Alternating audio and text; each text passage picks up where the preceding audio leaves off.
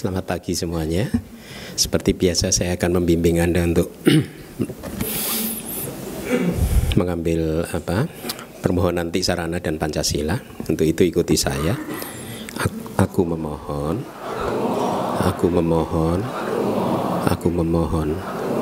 supaya buah dari perbuatan buruk apapun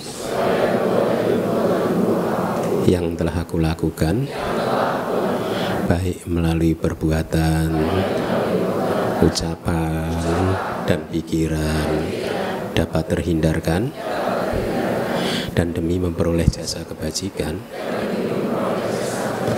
yang akan memberikan limpahan kepada saya dengan umur panjang, kesehatan, kebebasan dari segala bahaya dan bencana. Aku merangkapkan kedua telapak tanganku, beranjali dan memberikan puja, menghormati dan bersujud penuh dengan kerendahan hati kepada Tiratana, Buddha, Dhamma, dan Sangha.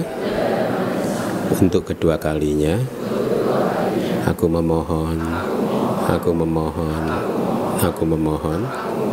supaya buah dari perbuatan buruk apapun yang telah aku lakukan, baik melalui perbuatan, ucapan, dan pikiran, dapat terhindarkan, dan demi memperoleh jasa kebajikan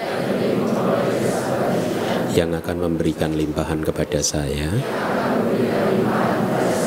dengan umur panjang, kesehatan, kebebasan dari segala bahaya dan bencana. Aku merangkapkan kedua telapak tanganku, beranjali dan memberikan puja, menghormati dan bersujud penuh dengan kerendahan hati kepada Tiratana, Buddha, Dhamma, dan Sangha. Untuk ketiga kalinya, aku memohon supaya buah dari perbuatan buruk apapun yang telah aku lakukan, baik melalui perbuatan, ucapan, dan pikiran, dapat terhindarkan, dan demi memperoleh jasa kebajikan yang akan memberikan limpahan kepada saya dengan umur panjang, kesehatan, kebebasan dari segala bahaya dan bencana. Aku merangkapkan kedua telapak tanganku, beranjali dan memberikan puja,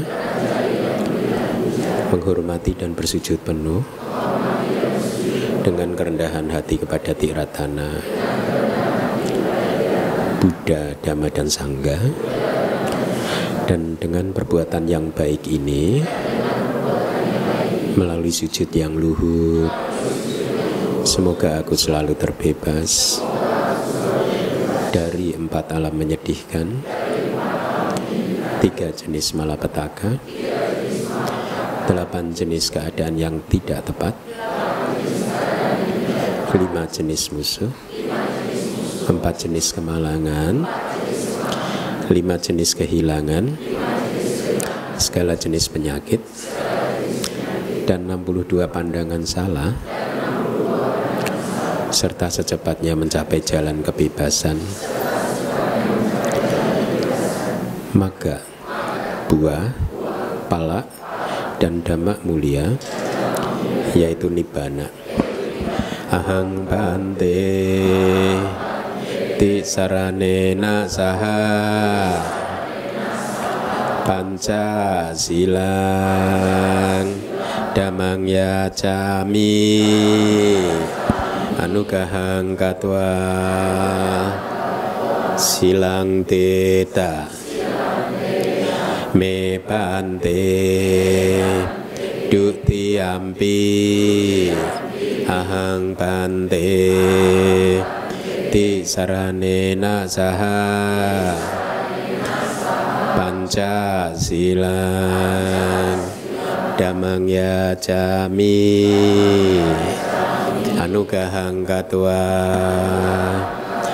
Silang teta Me bante Tatiyampi Ahang bante Tisaranena saha Pancasilang Dhammang yacami Anugahang katva Silang teta Me bante Yamahang wadami tang wadeta Namo tassa bhagavato arahato sama sambuddhassa.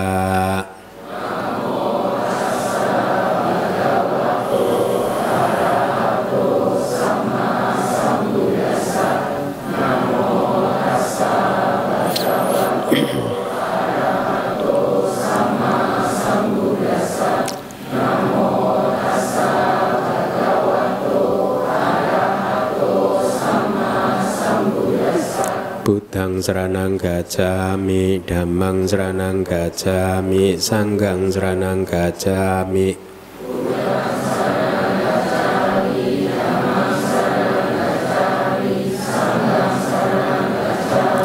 Dutiyampi buddhang saranang gacchami, dutiyampi dhammang saranang gacchami, dutiyampi sanghang saranang gacchami.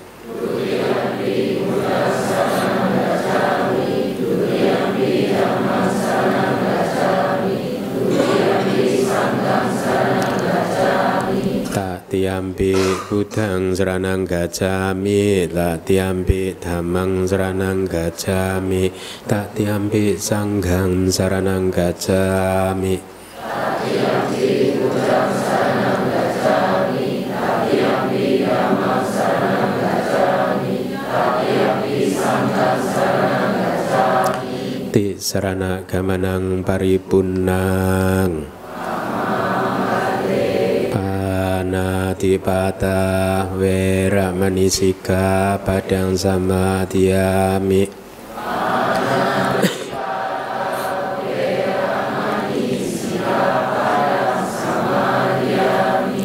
Adinadana weramani sikkhapadang samadhiyami.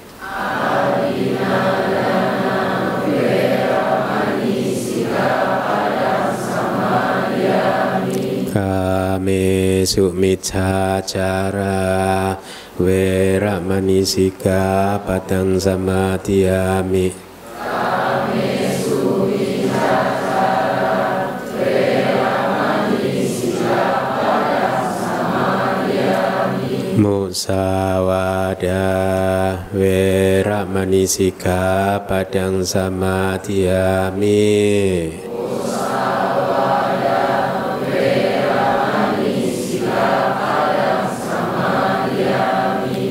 Surameraya majja pamadadana weramani sikkhapadang samadhiyami.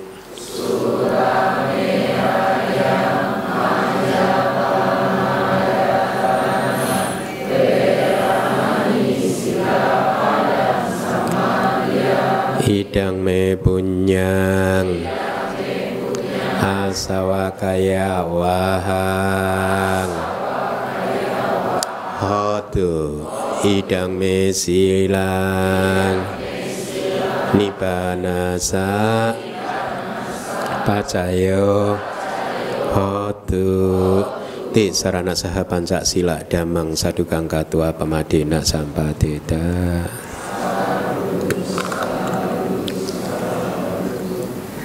Baik, selamat pagi para upasaka upasika. Apa kabar? Baik ya, sehat. Nah, happy. Ya, kembali kita bertemu untuk belajar Dhamma, untuk mendengarkan Dhamma.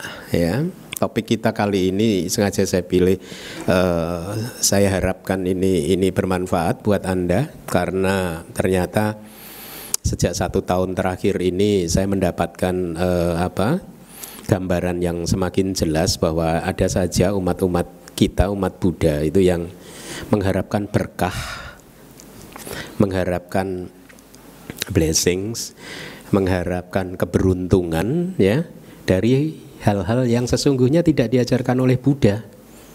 Oleh karena itu, topik kita pagi hari ini semoga saja memberikan satu pemahaman yang lebih sempurna kepada Anda tentang apa sih sebenarnya ajaran Buddha ya. Jadi saya akan mencoba untuk mengupas satu sutta, Mahamanggala Sutta ya. Dan judulnya saya buat provokatif, ajimatnya Buddhis. Jadi ya sekarang mulai setelah Anda mendengarkan kelas ini, mungkin kelas ini berlangsung selama 4-5 kali kelas ya. Setelah selesai mendengarkan ceramah ini, selesai dengan satu sutta ini, saya harap ajimat Anda yang bukan Manggala Sutta sudah mulai diganti dengan Manggala Sutta ya. Apa itu maksud dari ajimat Buddhis? Nah, Mahamanggala Sutta itu sutta tentang berkah, tentang keberuntungan. Jadi saya teringat di dalam kehidupan saya karena dulu saya ini entah dikatakan beruntung atau tidak beruntung di dalam kehidupan saya kali ini. Untuk pertama kalinya begitu lahir saya terdamparnya di kandungan mama saya yang non-Buddhis, sehingga saya boleh dikatakan tidak mengenal Dharma itu untuk waktu yang cukup lama, sama sekali tidak kenal. Dalam artian yang benar-benar tidak kenal, tidak pernah mendengar ya, sama sekali tidak mendengar Dhamma, sampai mungkin usia sudah mendekati 30 tahun, sama sekali tidak pernah mendengarkan Dhamma, tidak pernah juga bertemu dengan biku gitu. Jadi saya taunya biku itu cuman cenlung dulu itu kalau pas main film Shaolin ya, itu saya tahunya cuman kalau pas nonton film itu oh ada biksu ya, tapi kok jago kungfu gitu. Waduh ya nggak cocok nih, saya nggak pengen, saya nggak suka kekerasan kan. Ya jadi tapi ternyata itu hanya film.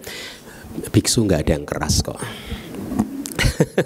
Nah, di dalam kehidupan masa-masa awal kehidupan saya sampai sebelum saya mengenal Buddhisme, itu banyak sekali yang sekarang ini saya sadari bahwa pandangan-pandangan saya yang dulu itu salah gitu.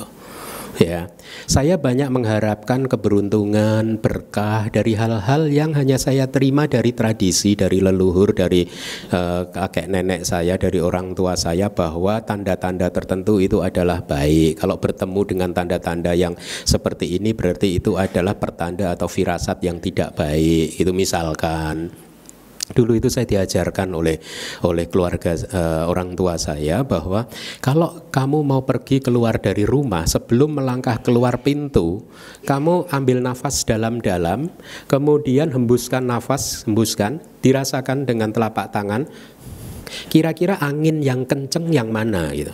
Kalau angin yang kenceng itu dari lubang hidung sebelah kanan, nanti keluar pintunya kamu dengan kaki kanan, pasti beruntung, urusan akan selesai semuanya ya. Urusan selesai semua, kemudian jauh dari ketidakberuntungan, kesialan dan lain sebagainya. Dulu waktu itu saya selalu bertanya-tanya, kenapa setiap kali pergi rumah saya rasakan selalu yang kenceng kanan. Nah, waktu itu saya berpikir salah, oh kanan adalah kaki yang baik ya, berarti memang saya ini ditakdirkan menjadi manusia yang baik. Kemudian kalau kanan kan lebih sopan, berarti ya hidup saya pasti akan aman-aman saja. Baru belakangan kira-kira 4 tahun yang lalu saya tahu ternyata saya sinusitis, yang sini hanya 1/4 saja. Setelah di ronsen ya, nah, lubang hidung kiri saya itu 1/4 dari lubang hidung kanan. Makanya pantas kalau saya gini kan yang kanan kenceng terus gitu kan. Jadi pertanyaan saya di masa kecil, masa muda itu terjawab. Ternyata memang saya sinusitis. Atau ada lagi misalkan yang dipercaya oleh leluhur ya, turun temurun di masyarakat di Pulau Jawa, kalau seseorang itu bermimpi digigit ular ya, maka dia dapat jodoh. Bener nggak? Pernah dengar? Saya sempat berpikir, kok saya seumur hidup nggak pernah digigit ular gitu ya. Padahal waktu udah puber gitu kan ya, kan puber kan pengen ya ada pacar, ada jodoh, mimpi digigit ular. Sampai sekarang nggak pernah digigit ular. Dalam artian hanya mimpi atau dalam artian kenyataan saya itu kan tinggal di hutan bertahun-tahun, sama sekali tidak pantas. Oh, tapi berarti itu pertanda yang benar. Akhirnya nggak ada jodoh, bener kan? Tidak ada jodohnya, jadi biku aja udah ya. Jadi banyak sekali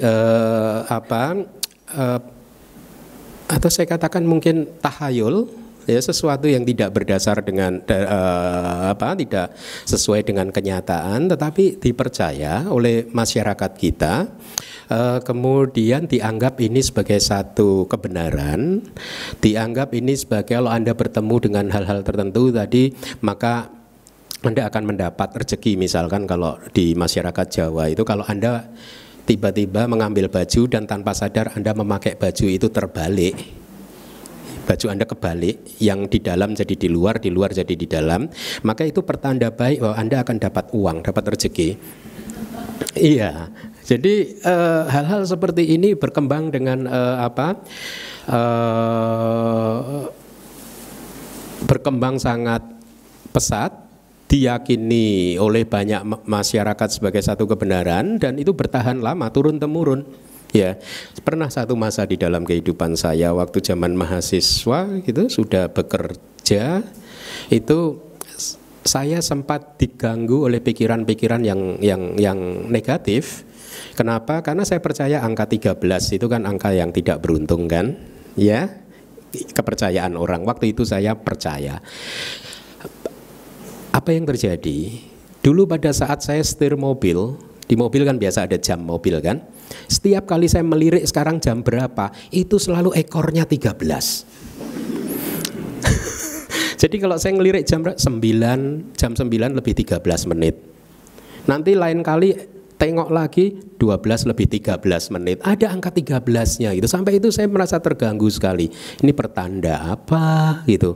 Apakah ini tanda tidak baik? Kata orang-orang ini tanda tidak baik. Ternyata tanda baik. Itu tandanya saya mau jadi biku. Nggak, maksud saya kalau kita berspekulasi ya, nanti kita akan bahas bagaimana banyak sekali pandangan-pandangan yang sifatnya spekulatif, tidak sesuai dengan hubungan sebab dan akibat yang sesungguhnya, tetapi dipercaya oleh masyarakat sebagai satu hal yang benar dan harus dipraktekkan. Harus bahkan dilestarikan, dijaga, tidak boleh dilanggar. Banyak kan di tradisi leluhur-leluhur Anda sesuatu yang Anda terima begitu saja, Anda tanpa pernah menginvestigasinya, mempertanyakannya apakah ini benar atau tidak, tapi Anda tidak mampu atau tidak berani untuk melanggarnya. Banyak ya. Nah, dulu waktu masih SMA mungkin ya, kalau ada satu teman-teman saya itu aneh-aneh itu, karena mengharapkan keberuntungan pada saat mau ujian, mereka pergi ke dukun satu rombongan itu. Karena mereka mendengar dari cerita satu teman yang lain bahwa dukun ini jagoan gitu. Jadi kalau mau ujian datang ke dia, dia akan memberi bolpen yang sudah dibacain mantra sama dia ya. Kemudian katanya bolpen ini bisa menjawab sendiri, kita hanya pegang aja jawab itu. Nah, itu satu rombongan dari teman-teman SMA saya itu sampai melakukan perjalanan naik sepeda motor roda 2 ke luar kota, mungkin 4-5 jam perjalanan, hujan-hujan tengah malam dijalanin juga sama mereka demi mendapatkan bolpen keberuntungan. Ya, nah saya membuka ceramah pagi hari ini dengan hal-hal seperti itu. Paling tidak itu yang saya alami, saya ketahui di dalam kehidupan saya, untuk memberikan satu gambaran kepada Anda bahwa betapa banyak hal-hal yang saya tidak mengatakannya keliru tetapi spekulatif ya, spekulatif, dan seringkali itu tidak sesuai dengan dharma ya. Setiap manusia pengen beruntung. Anda semua ingin beruntung kan? Ya, kita semua ingin bebas dari kesulitan. Kita ingin terbebas dari hal-hal yang tidak baik. Kita ingin selalu bisa ya sukses, hidupnya nyaman, bahagia di dalam kehidupan ini. Semua kesuksesan, kebahagiaan itu adalah efek. Ya, di dalam kehidupan berlaku hukum hubungan sebab dan akibat. Kalau Anda ingin sukses, Anda ingin bahagia, itu adalah efek, maka Anda harus menciptakan sebab-sebabnya. Sebab supaya kebahagiaan bisa muncul, sebab supaya kesuksesan bisa muncul. Ya, tetapi sayangnya meskipun Buddhism mengajarkan hukum bahwa yang berlaku di dalam kehidupan ini hukum sebab dan akibat, masih saja banyak umat Buddha yang keliru memahami hubungan sebab dan akibat ini, ya. Makanya mereka kemudian seperti yang saya ceritakan tadi, kalau ingin beruntung, ingin dapat uang ya pakai baju terbalik. Ya, atau tadi lewat hembusan nafas dan lain sebagainya. Nah, saya mencatat beberapa hal yang saya beri title pseudo sebab dan akibat. Pseudo itu semu, seolah-olah, tetapi tidak benar. Hanya seolah-olah saja ini adalah hubungan sebab dan akibat. Hubungan sebab dan akibat yang semu. Nah, pseudo sebab dan akibat. Anda tahu ini? Jangan memindah guci abu jenazah yang sudah disimpan di wihara. Tahu ya? Tahu tradisi? Kenapa katanya? Memanggil arwahnya ya? Betul? Ya, saya tidak mengatakan ini salah, tapi pernahkah Anda menginvestigasi kebenarannya? Apakah benar-benar sudah ada Anda yang menyaksikan sendiri begitu guci di wihara dipindah, kemudian memanggil kematian anggota keluarga ya, kira-kira seperti itu ya. Apakah Anda sudah pernah membuktikannya? Belum. Orang tua Anda pernah membuktikannya? Belum. Leluhur Anda pernah membuktikannya? Belum. 7 turunan ke atas pernah membuktikannya? Tidak ada catatan. Ini yang dikatakan oleh Buddha sebagai barisan orang buta yang saling bergandengan, berurut-urutan, yang di depan buta, yang di tengah buta, yang di belakang buta. Tapi Anda terima dengan apa? Tanpa keberanian untuk menginvestigasi. Saya tadi pagi bercerita dengan ada salah satu umat gitu, bahwa saya beruntung, saya itu mempunyai sifat dari kecil berani untuk berontak dari kemapanan. Anda bayangkan kalau saya ini seseorang yang tidak berani memberontak terhadap kemapanan, saya tidak akan beragama Buddha hari ini, betul tidak?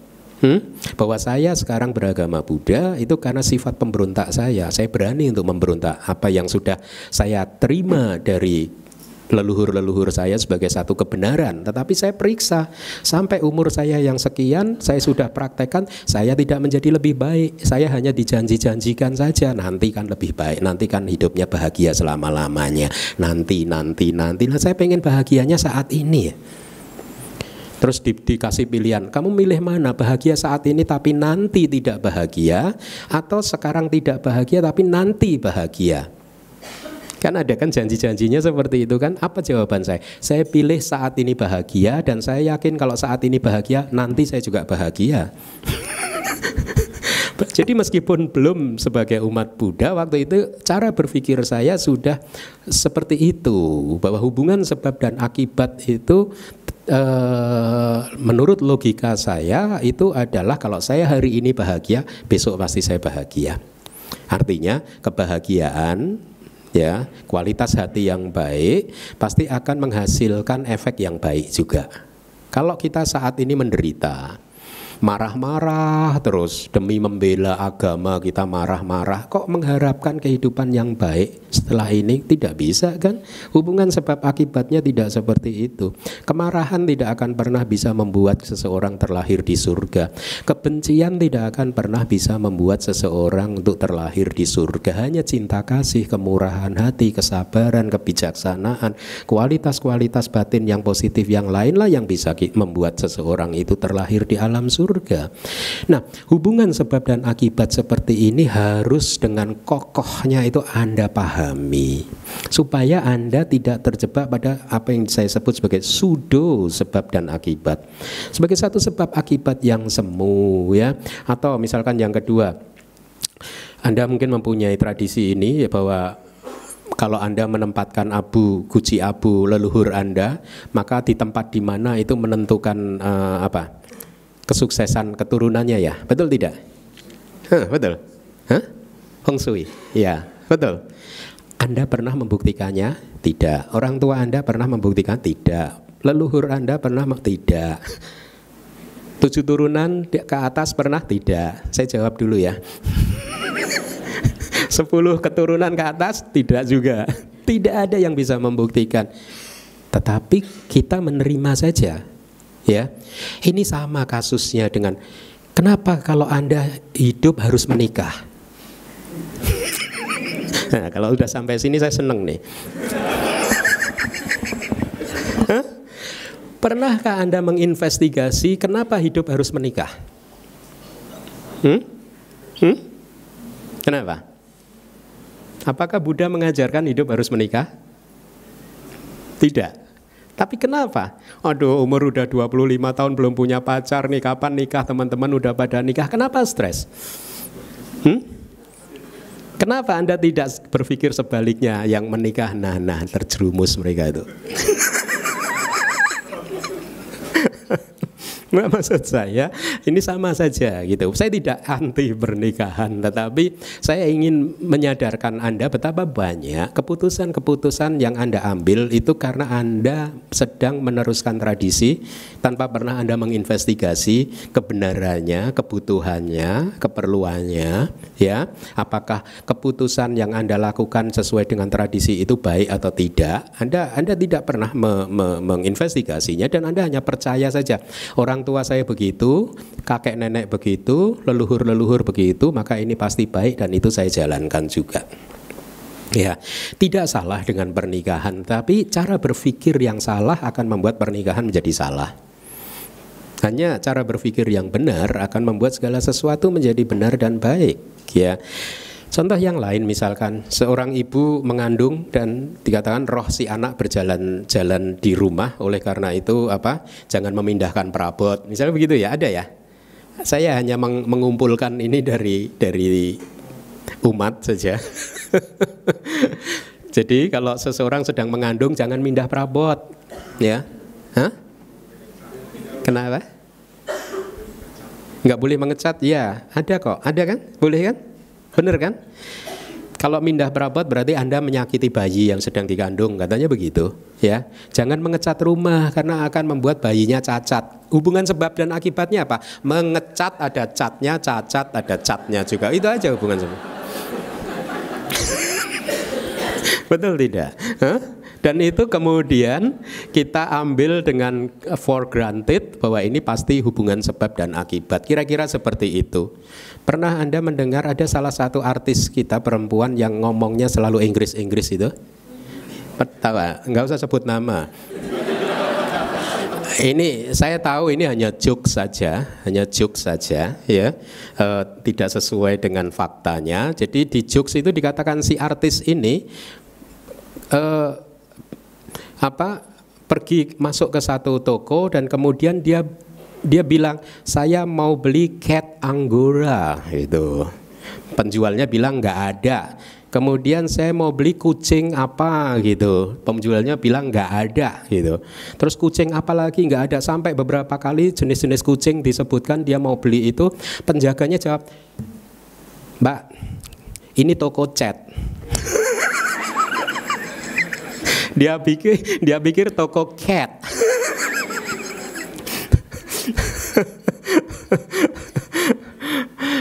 Nah, kembali lagi yang lain. Seorang ibu sedang mengandung dan dianggap bahwa roh si anak sedang berjalan-jalan di dekatnya di rumah, maka jangan membunuh binatang apapun karena akan membuat bayinya nanti mirip dengan binatang tersebut. Benar ya? Ya. Saya menyampaikan ini semua untuk membuat Anda berpikir apakah benar itu? Apakah Anda sudah menginvestigasinya benar-benar, ya? Apakah itu adalah sesuatu yang baik untuk Anda lakukan atau tidak? Kalau tidak baik ya jangan dilakukan. Kalau baik tidak apa-apa dilakukan. Ya, mari kita lanjutkan. Bungkus kado dengan kertas warna putih itu lambang kesedihan dan kemiskinan. Benar ya? Benar. Anda pernah, saya baru loh. Kenapa? Saya baru notice, memperhatikan itu 3 minggu yang lalu, 4 minggu yang lalu, karena ada satu umat kita yang sedang berbelasungkawa karena papahnya meninggal dunia, dan dia kebetulan datang berceramah, mendengarkan saya ceramah di sini, dan mereka datang semua pakai kaos putih. Betul ya? Kenapa?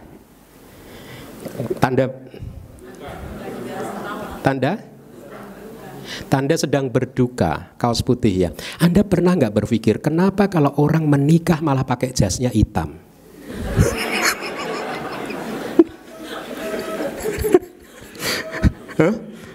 Pernah nggak? Ternyata mereka tahu loh kalau mereka sedang akan masuk ke dunia yang gelap gulita gitu. Itu tradisi leluhur loh. Saya berpikir bukannya harusnya dibalik ya? Kalau menikah harusnya kan berbahagia pakai yang warna putih dong. Iya. Kalau yang berduka warna hitam. Tapi ternyata benar Anda kali ini. Benar kan Anda? Iya. Kalau meninggal harus pakai baju putih karena itu terbebas kan. Ya, mengalami pembebasan gitu, terbebas dari suami, dari istri. Kalau menikah harus pakai hitam karena masuk nih. Betul ya? Anda pernah nggak berpikir kenapa warnanya begitu? Kenapa tidak dibalik ya? Lagi, anak-anak jangan makan kaki ayam, ya, akan membuat dia tidak mampu menulis dengan baik nantinya. Bener ya?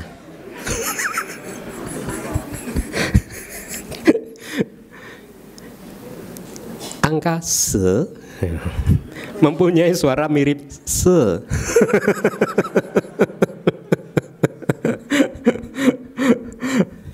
Bener nggak membacanya kalau angka 4 apa? Se ya. Kematian se. Oke. Harus dihindari untuk nomor telepon ya. Plat mobil jangan ada angka 4-nya. Nomor saya baca 4. 4 HIN. Ada 4-nya. Nomor mobil itu yang didanakan umat. Jangan dipakai untuk lantai gedung juga. Saya pernah masuk di gedungnya 8 lantai ya. Setelah masuk ke lift, lantai 1, lantai 2, lantai 3, lantai 5, lantai 4-nya nggak ada loh. Saya tanya ke pengelola, kenapa ini liftnya nggak ada lantai 4 untuk menghindari kesialan, Bante. Nah ini nanti di sini ada liftnya ini. Ini lantai 1, lantai 2, lantai 3, lantai 4. Bakti salah kita nanti di lantai 4.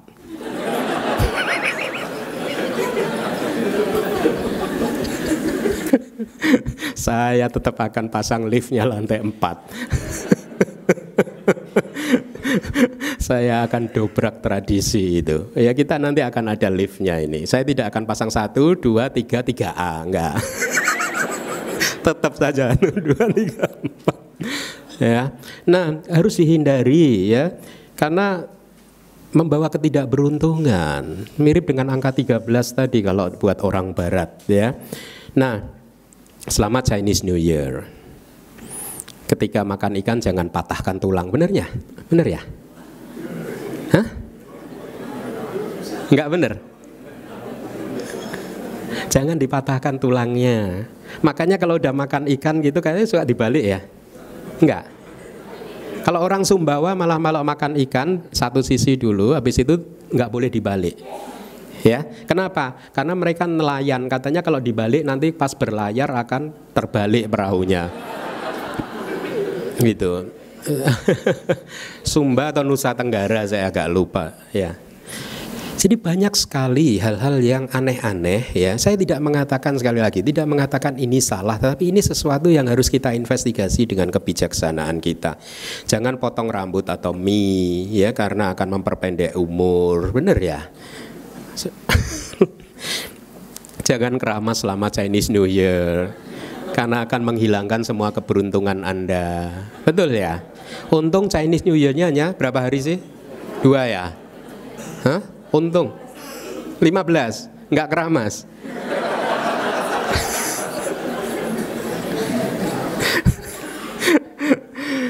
Kemudian semua pintu dan jendela harus terbuka untuk melepaskan tahun lama dan menyambut tahun baru. Betul ya? Dulu waktu di Singapura itu, waktu Chinese New Year, saya tinggal di wihara kan. Biasanya kita kan setiap sore nyapu wihara kan. Itu dilarang loh nyapu. Hah? Iya loh, nggak boleh nyapu, biar kotor aja nggak apa-apa, karena itu apa? Membuang rezeki ya. Loh, itu pertama kali saya tahu, karena waktu di Singapura itu kita juga mengadakan acara besar setiap kali menyambut Chinese New Year gitu. Ya, nah, yang ini, hah? Anda tahu yang ini enggak? Hah? Amulet. Banyak sekali ini. Umat di sini mungkin juga banyak nih yang pakai. Coba tunjukin ke saya, coba. Amulet Anda mana? Amulet yang pakai kalung-kalung amulet itu. Apa maksud Anda? Maksudnya supaya beruntung Bante, jauh dari kesulitan ya, supaya bisnis lancar gitu, supaya segala masalah itu menjadi mudah, terhindar dari masalah-masalah yang berat. Saya pernah menyaksikan di Singapura seseorang membeli amulet seperti ini, gambarnya juga mirip seperti ini ya, yang ditutup mata, tutup telinga ya, see no evil, hear no evil gitu. Tutup mata, tutup telinga. Dibeli 20.000 sing. Sekecil ini kecil sekali kan untuk liontin kan. Dibeli 20.000 sing. Saya tanya waktu itu, apa sih istimewanya amulet ini sehingga kamu bayar 20.000 sing dollars? Kata dia, katanya ini kalau ditembak nggak mempan Bante. Jadi siapa yang bawa ini anti peluru ya, tembak nggak mempan. Terus kemudian saya, kamu mau maju perang? Hah? Enggak, Bang. Loh, kenapa butuh sesuatu yang ditembak nggak mempan? Betul tidak? Kalau kita tidak ingin ditembak, ya jangan hidup di tengah medan perang. Mudah kan menghindarinya kan, nggak usah mengeluarkan 20 sing. Ya, kalau kita tidak ingin dimarahi orang, jangan kumpul dengan orang yang galak. Itu hubungan sebab akibatnya begitu, ya. Kalau kita tidak ingin difitnah orang, jangan kumpul orang yang tidak baik. Ya, jangan kumpul hidup di komunitas yang tidak baik. Misalkan seperti itu, maka dengan demikian Anda akan terhindar dari ucapan-ucapan yang tidak baik dan lain sebagainya. Bukan karena amulet seperti ini. Apakah amulet ini bermanfaat? Mungkin bermanfaat, ya. Tergantung cara pandang Anda. Kalau Anda melihat, menganggap bahwa amulet ini akan bisa membuat Anda selamat, aman, tentram, damai, maka itu adalah pandangan salah. Yang membuat kita selamat, aman, tentram, damai itu karma baik. Kita hati-hati. Kalau Anda menyerahkan kehidupannya kepada amulet, maka ini adalah pandangan salah. Karena apa? Tidak meyakini hukum karma. Definisi pandangan salah adalah tidak meyakini bekerjanya hukum karma. Kalau Anda tidak meninggalkan pandangan salah ini, maka di dalam teks-teks kita mengatakan kalau ini menjadi niyata micca didik, pandangan salah yang firm, kuat, tidak ditinggal-tinggalkan, dipegang terus sampai satu kehidupan meninggal dunia juga masih memegang pandangan salah yang seperti itu, maka efeknya adalah dia akan terlahir di neraka. Niyata micca didik ini paling parah, paling fatal. Dikatakan bahkan pada saat alam semesta ini hancur, Biasanya sebagian besar makhluk yang ada di alam neraka sudah bisa terangkat terlahir di alam surga yang di atas, tingkat atas. Tetapi hanya mereka yang lahir di neraka karena pandangan salah yang tetap, yang kokoh seperti ini yang tidak bisa lolos juga dari kehancuran alam semesta. Pada saat nerakanya hancur, dia pindah ke satu alam yang terletak di antara dua sistem tata dunia, dua galaksi. Di tengah-tengahnya itu ada satu daerah yang gelap gulita. Itu kata kitab komentar mengatakan seperti itu. Gelap gulita, tidak ada satu cahaya pun yang bisa masuk ke sini. Nah, si orang tadi yang memegang pandangan salah tadi, dari neraka dia akan berpindah ke sana. Yang lainnya lolos, teman-temannya lolos, bisa lahir ke surga, tapi dia tidak bisa, ya. Nah, apabila amulet-amulet seperti ini menjadi objek buat Anda supaya sada Anda meningkat, itu baik. Supaya keyakinan Anda kepada Buddha, Dhamma, dan Sangha meningkat, itu baik. Kalau amulet-amulet seperti ini bisa membuat Anda lebih bisa mengendalikan diri dari loba dosa moha, itu baik. Kalau amulet-amulet seperti ini bisa membuat Anda semakin berkomitmen untuk melakukan perbuatan baik, karma baik, menjaga sila, menjadi semakin murah hati, dana, sila, bawana, maka itu baik. Tetapi kalau sebaliknya Anda berpikir bahwa dengan amulet ini maka kehidupan Anda akan bebas dari kesulitan, maka itu pandangan salah. Dari amulet ini Anda bisa sukses di dalam kehidupan, maka Anda itu mempunyai satu pandangan yang keliru, belum memahami hubungan sebab dan akibat. Ya, beberapa waktu yang lalu ada umat yang mengirimkan satu video pendek kepada saya, meminta pendapat saya karena ada satu master dari luar negeri, master Buddhis, bukan biku, dari luar negeri. Dia mengadakan semacam talk show di ballroom dengan banyak orang, dan kemudian dia bisa menyembuhkan orang loh.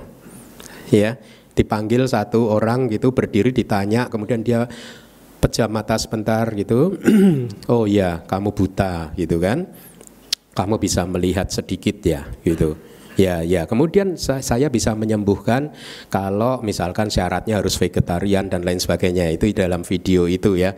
Terus umat tersebut bertanya bahwa si master ini terkenal bisa menyembuhkan penyakit loh. Saya berpikirnya sederhana loh, kalau dia bisa menyembuhkan penyakit, kenapa dia tidak pergi ke Siloam ya? Atau pergi ke rumah sakit ya, besuk saudaranya, besuk temennya gitu. Kan di rumah sakit banyak orang sakit yang butuh disembuhkan. Yang butuh disembuhkan tidak hanya mereka yang datang ke ballroom. Kenapa kalau mau menyembuhkan penyakit harus dikumpulkan di ballroom dulu? Jadi logika saya itu sangat kokoh, membuat saya tidak masuk akal. Kenapa menyembuhkan orang harus di tempat-tempat yang mewah seperti itu? Bukankah rumah sakit banyak orang sakit? Saya ini, kalau saya bisa nyembuhin nih, waduh seneng saya. Saya akan akan buka nomor hotline. Ya, for free, bebas, gratis, nggak bayar, hotline. Ya, 0800 sekian. Kalau Anda butuh bantuan, ada yang sakit, panggil saya akan sembuhkan. Tapi kan Anda tahu, reputasi saya buruk dalam hal-hal seperti itu kan. Ingat ya, reputasi saya jelek ya. Kalau Anda panggil saya ke rumah sakit, pasiennya bukan panjang umur, malah pendek umur kalau sama saya itu. Jadi, nah kembali lagi, amulet ya. Tergantung pandangan Anda, maka tempatkanlah amulet seperti ini pada tempatnya. Ya, kalau ini sebagai objek buat Anda untuk meningkatkan sada Anda dan seterusnya, maka itu baik. Tapi jangan pernah berpikir bahwa ini akan bisa membuat Anda bahagia, karena kebahagiaan bukan disebabkan oleh hal-hal seperti ini. Anda masih ingat Ida Sutta mengatakan bahwa kebahagiaan kelahiran di surga tidak bisa didapat dengan cara berdoa, bukan? Anda tahu logikanya? Coba mari kita pikir, kalau kebahagiaan dan kelahiran di surga bisa didapatkan dengan cara berdoa, ini hari ini semua manusia di muka bumi sudah bahagia semua. Betul tidak? Dan Buddha kemudian mengatakan, no, kebahagiaan kelahiran di surga ada banyak sih sebenarnya. Ayu, wana, suka, balak, saga. panjang umur, ya, kerupawanan dan seterusnya, tidak bisa didapat dengan cara berdoa, tetapi hanya dengan melakukan sebab-sebab untuk memunculkan kebahagiaan dan melakukan sebab-sebab untuk memunculkan kelahiran di alam surga. Nah, dari semuanya itu tadi adalah tradisi yang Anda menerimanya dengan membabi buta tanpa pernah menginvestigasi, dan Anda takut untuk melanggarnya, ya, takut untuk mematahkannya, ya, semata-mata karena Anda sudah diberitahu oleh leluhur-leluhur Anda, ya, bahwa mematahkan tradisi adalah tidak baik, ya, dan Anda terlalu melekat percaya kepada leluhur-leluhur Anda dengan berpikir sederhana, karena leluhur sudah melakukannya maka saya harus melakukannya. Tapi cara yang demikian bukan cara Buddhis, ya, nanti akan saya tunjukkan.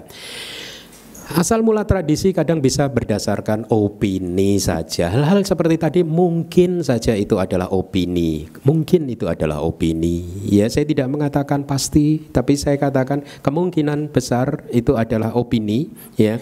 Tapi Buddha mengajarkan di Cangki Sutta bahwa kita jangan melekat kepada opini, jangan menganggap opini sebagai satu kebenaran. Bahkan menganggap bahwa ini adalah tradisi saya yang paling benar, tradisi yang lain salah, jangan. Ya, Buddha menganjurkan dengan sangat bijaksana, kalau Anda melakukan sesuatu hal-hal yang tadi, ya, maka Anda harus menganalisa dengan objektif keyakinan Anda tadi, ya, budaya-budaya tadi itu Anda analisa berasal dari salah satu dari 5 landasan yang mana? Apakah itu berasal dari keyakinan Anda, ya, atau itu dari pilihan, kecenderungan pribadi Anda, kesukaan Anda merasa cocok, Anda merasa ya, ada kecenderungan untuk melakukan hal tersebut, atau itu berdasarkan karena Anda sudah mendengarnya berulang-ulang dari orang tua, leluhur dan lain sebagainya, atau budaya-budaya yang tadi itu berdasarkan Anda sudah memikirkannya masa-masa, ya,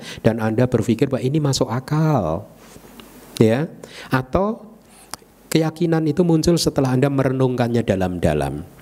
Jadi nasihat Buddha adalah seperti ini.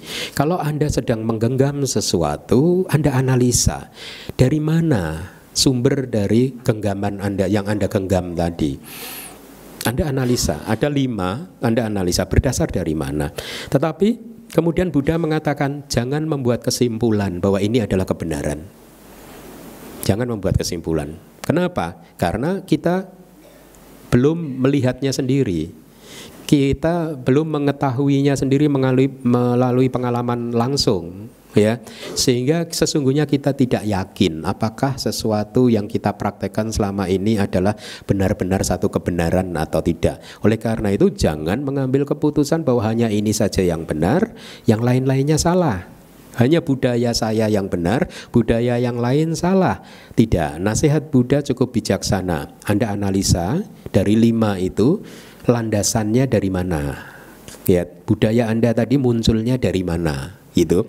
Setelah itu Buddha menasihati jangan mengambil kesimpulan yang yakin bahwa inilah yang paling benar dan yang lainnya salah. Kenapa hal ini harus ditekankan oleh Buddha? Sikap yang demikian menghindarkan Anda dari sikap fundamentalis, sikap fanatik, sikap mengagung-agungkan tradisi sendiri, sikap mengagung-agungkan agama sendiri, sementara Anda sendiri pun sesungguhnya belum membuktikannya. Mereka yang fundamentalis akan cenderung tidak hanya menyakiti orang lain. Anda lihat, ya, semua gerakan-gerakan yang fundamentalis akan menyakiti orang lain, tetapi juga menyakiti diri mereka sendiri. Oleh karena itu, supaya kita tidak melekat kepada pandangan kita, maka Buddha mengajarkan kepada kita untuk menganalisa dari mana pandangan-pandangan kita tadi, dari mana kebudayaan-kebudayaan yang kita praktekkan selama ini. Apakah mereka itu sudah menjadi keyakinan kita, atau itu sesungguhnya hanya kecenderungan pribadi kita dan lain sebagainya. Tentukan di sana, kemudian jangan mengatakan ini yang paling benar dan yang lainnya salah. Tetapi setelah kita tahu Buddha juga mengajarkan kita tidak boleh berhenti di sana. Kita harus terus menginvestigasinya sampai kemudian kita mampu untuk merealisasinya sendiri, melihat kebenarannya sendiri, mengetahui kebenarannya sendiri. Karena apa? Sebelum Anda melihat sendiri, sebelum Anda merealisasi sendiri, maka opini Anda bisa saja benar, tapi juga bisa saja salah. Hati-hati, jangan digenggam. Semua yang masih bersifat opini, yang tidak berdasar pada realisasi langsung, jangan digenggam, jangan dilekati, karena bisa salah, bisa benar. Apa yang Anda yakini hari ini sebagai satu kebenaran, bisa saja besok terbukti itu adalah kesalahan. Betul. Sebaliknya, apa yang Anda yakini bahwa pemahaman teman Anda itu salah, bisa jadi besok menjadi benar. Paham? Dengan demikian Anda akan bisa menjaga keharmonisan dengan diri Anda sendiri. Anda bisa menjaga keharmonisan juga dengan orang lain. Jadi setelah diinvestigasi hingga kemudian kita memahami tadi sudah ya, dan melihat apa adanya melalui meditasi tentu saja. Karena kalau meditasi Anda berhasil masuk ke deep samadhi, deep meditation, hubungan sebab dan akibat akan terlihat jelas. Paling tidak Anda akan bisa melihat hubungan sebab dan akibat yang berlaku di dalam kehidupan Anda. Inilah mereka, kenapa mereka yang meditasinya bagus, mereka bisa melihat hubungan sebab dan akibat. Karena saya di kehidupan yang lampau melakukan persembahan bunga kepada Buddha, maka karma tersebut berbuah membuat saya terlahir sebagai manusia hari ini. Dia bisa melihat hubungan langsung seperti itu. Ya, nah ini adalah satu realisasi yang dianjurkan di dalam Buddha supaya kita bisa melihat langsung, memahami langsung melalui pengalaman langsung, ya, dan pengalaman langsung, penglihatan langsung, pemahaman langsung seperti itu biasanya mencerahkan. Tidak akan pernah bisa membuat Anda untuk kemudian mengibarkannya di bendera dan memaksa orang lain untuk percaya Anda, tidak. Pengalaman langsung seperti itu mencerahkan dalam artian hati Anda menjadi semakin penuh cinta kasih, kewelas asihan, dan Anda menjadi semakin rendah hati. Anda cenderung tidak menyakiti orang lain, ya. Karena Anda tahu pada saat Anda menyakiti orang lain, maka Anda sesungguhnya adalah korban pertama dari perilaku tersebut, bukan orang tersebut. Orang tersebut belum tentu menjadi korban dari kemarahan Anda, ya, atau dari perbuatan Anda. Tetapi semua perbuatan tidak baik selalu memakan korban yang pertama adalah dirinya sendiri, ya. Nah, Buddha mendobrak tradisi-tradisi itu. Ya, pertama di Kalama Sutta. Ya, Kalama Sutta ini sutta yang menarik, tetapi seringkali juga disalahpahami oleh umat Buddha, dianggap bahwa Kalama Sutta kan mengajarkan jangan percaya apapun gitu ya. Jangan percaya pada diri sendiri. Tapi apakah benar Kalama Sutta mengajarkan seperti itu? Tidak loh. Anda harus membacanya hati-hati sekali. Seringkali hanya dipenggal-penggal sutta ini, ya. Jangan percaya sesuatu hanya karena tradisi. Jangan percaya sesuatu hanya karena ini sudah diterima secara turun-temurun dan lain sebagainya. Percaya saja pada pengalaman diri sendiri. Buddha tidak mengatakan seperti itu loh. Kalau diri sendirinya ini putu jana, orang yang belum tercerahkan, apa yang kita harapkan dari pengalaman dari putu jana ini? Pengalaman dari orang yang belum tercerahkan, pemikiran-pemikiran dari orang yang belum tercerahkan, pemikiran pandangan dari mereka yang belum bebas dari kilesa, apa yang kita harapkan? Oleh karena itulah, ya, untuk menghindari hal-hal yang tidak baik, oleh karena itu lebih baik kita kemudian berpegang pada Tripitaka saja. Itu adalah guru kita. Jangan berpegang kepada Bante Keminda. Bante Keminda masih ada kilesanya. Pandangannya bisa salah. Bante Keminda, Tripitaka itu pegangan Anda. Anda investigasi Tripitaka. Bahkan Buddha juga mengatakan di dalam satu sutta, jangan terima kata-kata saya tanpa Anda menginvestigasinya. Itu kalimat Buddha, kira-kira seperti itu. Jadi Anda pun harus kalau membaca Tripitaka, ya, mendengarkan kata-kata Buddha, Anda harus menginvestigasinya, Anda harus menguji kebenarannya. Seperti emas yang harus diuji kemurniannya. Itu di sutta kan seperti itu kan. Emas itu bagaimana cara menguji kemurniannya? Dibakar, digosok, dipotong dan lain sebagainya. Sampai kemudian kita tahu bahwa ini adalah emas, baru setelah itu kemudian kita praktekkan. Nah, kata-kata Buddha pun, Buddha mengajarkan kepada kita jangan diterima secara membabi buta. Anda harus memeriksanya, mengujinya, dites benar atau tidak, membawa manfaat atau bahkan sebaliknya hanya membawa ketidakberuntungan. Nah, di dalam Kalama Sutta itu sutanya kira-kira begini.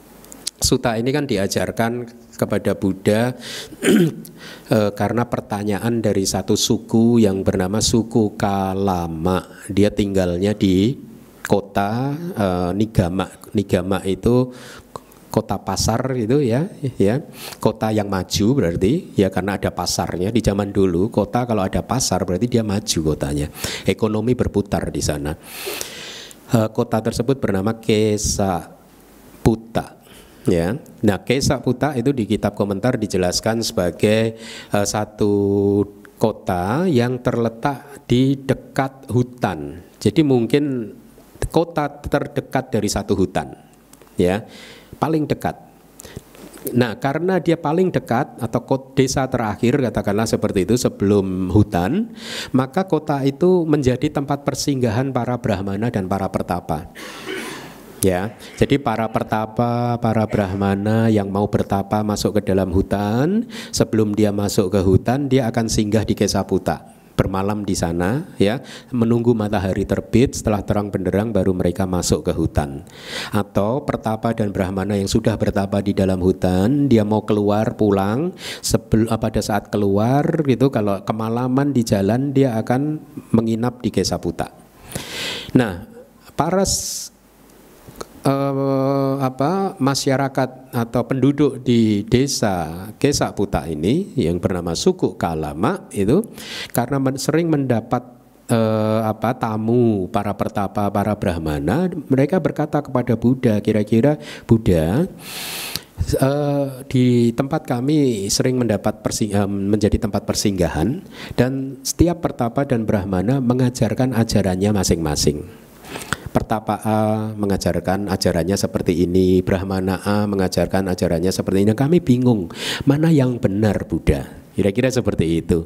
Kemudian Buddha mengatakan, ya kalian pantas untuk bingung karena sesuatu yang memang bisa memunculkan kebingungan akan membuat seseorang bingung. Sangat logik sekali jawaban Buddha. Dan kemudian Buddha mengatakan 10 dari sumber informasi yang sangat terkenal itu, yaitu misalkan jangan mempercayai sesuatu, sebenarnya jangan pergi hanya karena anusawa, jangan pergi hanya karena tradisi. Artinya jangan mempercayai sesuatu hanya karena itu sudah menjadi tradisi kamu, gitu. Jangan menerima sesuatu hanya karena itu sudah menjadi tradisi. Atau jangan menerima sesuatu yang kita anggap sebagai kebenaran hanya karena ini adalah nilai yang sudah dipraktekkan secara turun-temurun dari leluhur-leluhur kita. Jangan menerima sesuatu semata-mata hanya karena ini adalah kata si A, kata si B, rumor. Ya, atau jangan menerima sesuatu sebagai satu kebenaran hanya karena ini sudah ditulis di kitab suci, Tipitaka katakanlah. Jangan diterima. Ya. Artinya jangan memegang sesuatu itu hanya karena itu saja, ya. Kemudian jangan menerima sesuatu hanya karena ini masuk akal, logis, hanya karena dugaan-dugaan kita kok kelihatannya cocok. Kemudian ya kelihatannya ini adalah sesuatu yang setelah saya renungkan memang ini benar-benar masuk akal, adalah sesuatu yang baik, atau kemungkinan ini benar ini, ya. Spekulasi. Atau karena ini dikatakan oleh guru saya loh, Bante Keminda loh, itu pasti benar. Buddha mengatakan jangan memegang sesuatu, meyakini sesuatu hanya karena 10 hal tadi, ya. Tetapi apa kemudian yang dikatakan oleh Buddha?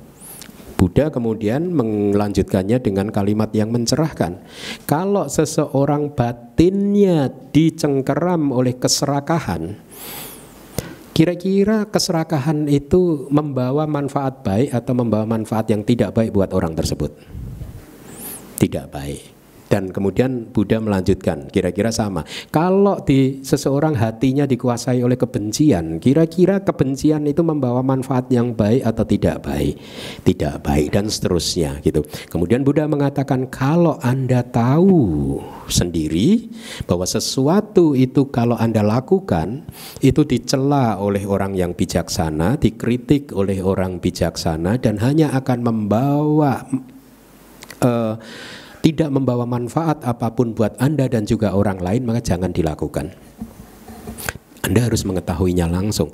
Keserakahan, kemarahan, kebencian, semua emosi-emosi yang negatif itu sangat merusak, tidak bermanfaat. Oleh karena itu jangan di-entertain, jangan dipelihara.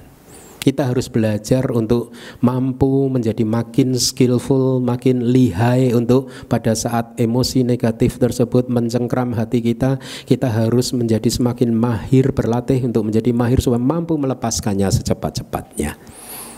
Itu nasihat Buddha. Dan kemudian Buddha membaliknya lagi, bagaimana menurut kamu para Kalama, suku Kalama, kemurahan hati itu baik tidak? Kalau kita tahu bahwa kemurahan hati itu baik, maka praktekkanlah. Cinta kasih itu baik tidak? Praktekkanlah. Ya. Kebijaksanaan itu baik tidak? Praktekkanlah. Itu kira-kira nasihat Buddha. Jadi Buddha tidak mengajarkan jangan percaya apapun gitu. Meskipun itu dari tradisi, percaya pada diri Anda sendiri. Tidak, penjelasannya harus lebih jelas lagi. Anda harus tahu dulu bahwa keserakahan, kebencian, dan lain sebagainya tidak membawa manfaat, dicela oleh orang para bijaksana, dan seterusnya, maka jangan dipraktekkan. Sebaliknya, segala hal-hal baik yang membawa manfaat, kita harus mempraktekkannya. Nah, itu adalah Kalama Sutta. Dengan suta-suta seperti ini Buddha mencoba untuk mendobrak tradisi dan mencerahkan kita semua untuk tidak menerima segala sesuatu hanya berdasarkan ini tradisi saya, sudah dipraktekkan dari silsilah di 7 yang di atas, sudah mempraktekkannya semua tanpa pernah kita menginvestigasinya benar atau salah, membawa manfaat atau tidak membawa manfaat. Seringkali di dalam kehidupan di dalam kehidupan di bumi ini, seseorang menyakiti orang lain hanya karena sedang mempertahankan budayanya, karena sedang mempertahankan mungkin bahkan agamanya. Buddhism tidak mengajarkan seperti itu. Jangan mempertahankan agama Buddha tetapi kemudian Anda menyakiti orang lain. Tujuan kita lebih mulia lagi, tidak menyakiti orang lain. Kalau agama kita dihina bagaimana? Ya kita maafkan. Kan yang dihina agamanya, bukan kita. Oh berarti kalau kita yang dihina boleh marah, Bante? Enggak juga. Nah, di dalam Kalama Sutta ini kemudian Buddha mengajarkan tentang 4 Brahma Wihara, metta, karuna, mudita, upekha, ya. Jadi orang mulia, orang suci itu hatinya itu penuh metta, penuh karuna, penuh upekha, mudita dan upekha, ya. Kemudian di bagian akhirnya ini yang menarik. Pada saat saya belajar di S1 dulu, pertama kali mempelajari sutta ini, saya suka dengan garansi dari Buddha. Saya suka sekali, ya. Kenapa? Karena menurut saya ini sangat bijaksana dan objektif. Garansi dari Buddha di sutta ini ada 4. Yang pertama adalah kalau seseorang yang suci sudah terbiasa melakukan hal-hal yang baik, kualitas hatinya baik, ya. Pertama, seandainya nanti ada ternyata karma baik itu ternyata bisa berbuah dengan memunculkan kelahiran. Ya, kalau ada kelahiran setelah kehidupan ini, maka kualitas hati yang baik pasti akan memunculkan kelahiran di alam yang penuh kebahagiaan. Satu, ini jaminan Buddha. Jaminan yang kedua, kalau nih seandainya ternyata tidak ada kehidupan setelah ini, berarti gimana? Anda menangis, rugi dong Bante, karma baiknya gimana dong Bante? Rugi? Enggak juga. Buddha mengatakan, kalaupun tidak ada kelahiran setelah kehidupan yang kali ini, Anda tetap bahagia.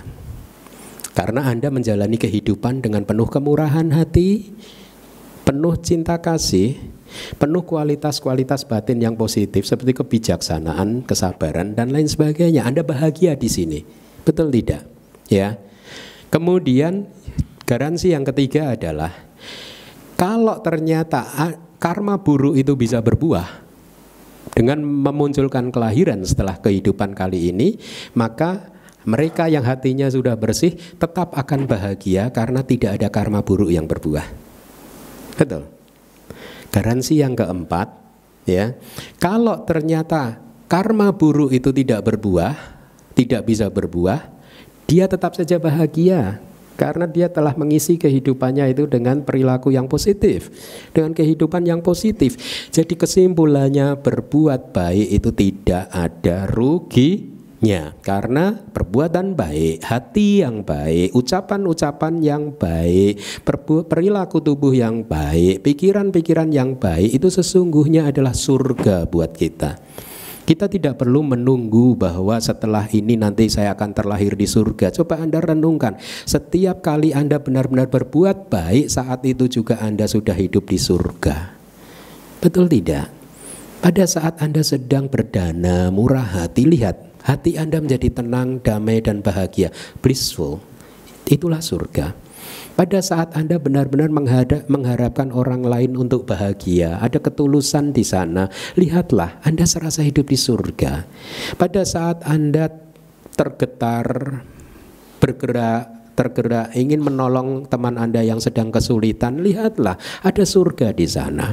Jadi surga langsung kita alami di dalam kehidupan ini. Nah, meskipun di dalam Kalama Sutta 4 jaminan tadi itu dikatakan oleh Buddha dengan contohnya seorang murid suci yang sudah terbebas dari kebencian, pikiran buruk, ya, ill will dan lain sebagainya, itu dia akan senantiasa bahagia di sini ataupun nanti, gitu, ya.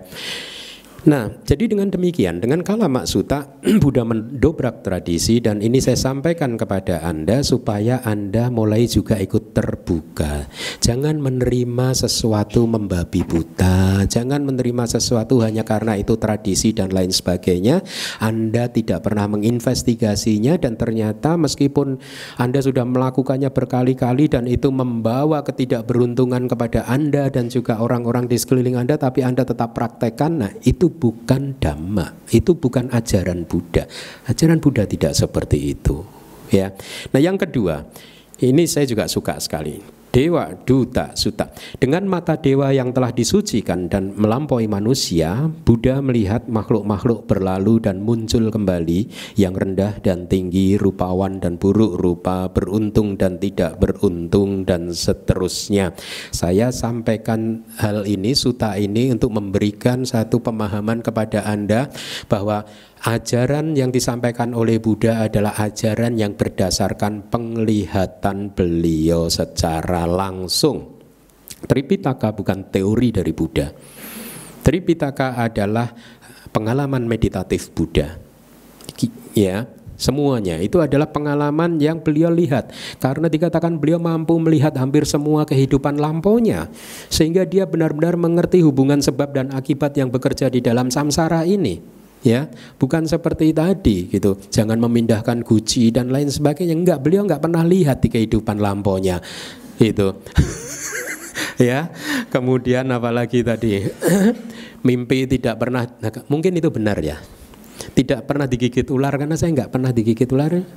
Buktinya saya enggak ada jodohnya juga. Dan lain sebagainya. Jadi poinnya adalah Dewa Duta Sutta saya sampaikan di sini untuk memberikan gambaran kepada Anda bahwa apa yang disampaikan Buddha bukanlah satu teori yang tanpa dasar, tetapi ini semata-mata adalah apa yang beliau ingat, beliau lihat dari semua kehidupan lampaunya. Ternyata hubungan sebab dan akibatnya tidak seperti itu. Ternyata hubungan sebab akibatnya tidak dengan memakai amulet. Tidak. Ya, kalau Anda ingin bisnisnya sukses, amuletnya harus yang ini. Enggak. Kalau ada yang penjualnya udah kaya sendiri, udah. Betul tidak? Ada kan orang yang jual, saya ingin supaya bisnis sukses, amulet yang cocok yang mana? Oh, yang gambar ini loh, gitu. Anda pikir gitu. Kata salah satu pelawak kita mikir gitu. Kalau benar dia punya amulet yang bisa membuat bisnis dia sukses, toko dia udah sukses terlebih dahulu. Dia bisnisnya udah sukses terlebih dahulu. Iya tidak? Ya. Jadi kembali lagi cara berpikir kita yang harus kita luruskan, kita benahi supaya kita tidak terjebak pada pandangan yang salah. Nah, sekarang kita masuk ke topiknya. Maha Manggala Sutta, berkah yang mulia, berkah yang utama. Ya. Jadi dari awal tadi saya sudah sampaikan seluruh peradaban manusia, makhluk-makhluk di muka bumi ini mencari keberuntungan. Ya, tetapi sesungguhnya keberuntungan yang sesungguhnya menurut ajaran Buddha itu apa sih? Amulet Buddhis itu yang benar itu apa sih? Amulet Buddhis yang benar adalah Manggala Sutta ini. Oleh karena itu, dengarkanlah Manggala Sutta ini baik-baik, kemudian praktekkanlah. Bagus sekali kalau Anda sudah menghafalnya. Ya, dihafalkan Manggala Sutta itu. Ya, karena akan memberikan panduan kepada Anda akan selalu teringat kepada amulet-amulet Anda. Maha itu artinya besar, artinya itu merujuk kepada bahwa sutta ini sangat penting, maka diberi nama Maha. Ya, Manggala itu sesuatu yang mengusir ketidakberuntungan atau ini satu perlambang baik, ya, firasat baik, pertanda baik yang mendatangkan berkah. Jadi bukan kayak tadi memakai baju terbalik itu firasat baik, enggak. Firasat baik menurut Buddhisme ada 38 yang ada di Manggala Sutta yang akan kita pelajari mulai minggu ini. Oleh karena itu Anda harus hafalkan. Kalau Anda ingin sukses di dalam kehidupan ini, ya, maka Anda harus mempraktekkan atau mempunyai 38 amulet Buddhis ini. Sutta itu artinya tali atau benang, ya. Jadi di kitab komentar dijelaskan kalau bunga itu supaya indah dia harus dirangkai, diuntai dengan benang, ya. Demikian pula dengan kata-kata Buddha, supaya indah dia harus dirangkai sedemikian rupa, sehingga itulah mengapa diberi nama juga sutta. Ya, jadi rangkaian kata-kata yang indah dan menjadi mudah untuk dipraktekkan. 38 berkah yang akan kita pelajari ini adalah sistem etika di dalam Buddhisme sebagai panduan buat kita demi memperoleh kemajuan moral dan kemajuan spiritual, juga demi kebahagiaan kita, demi kebahagiaan keluarga, dan juga demi kebahagiaan masyarakat. Nah, sutta ini muncul di India dulu. Jadi di zaman India dulu pun masyarakat India juga masih banyak yang percaya pada tahayul, ya.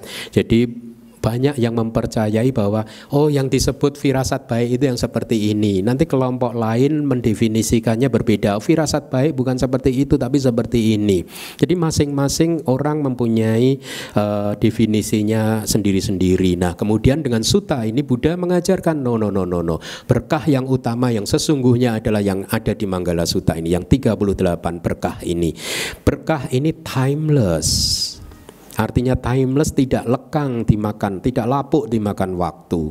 Dari dulu juga itu membawa berkah. Kalau Anda praktekkan, sekarang pun kalau Anda praktekkan juga membawa berkah. Besok sampai kapanpun kalau hal ini dipraktekkan akan membawa berkah. Timeless dan universal.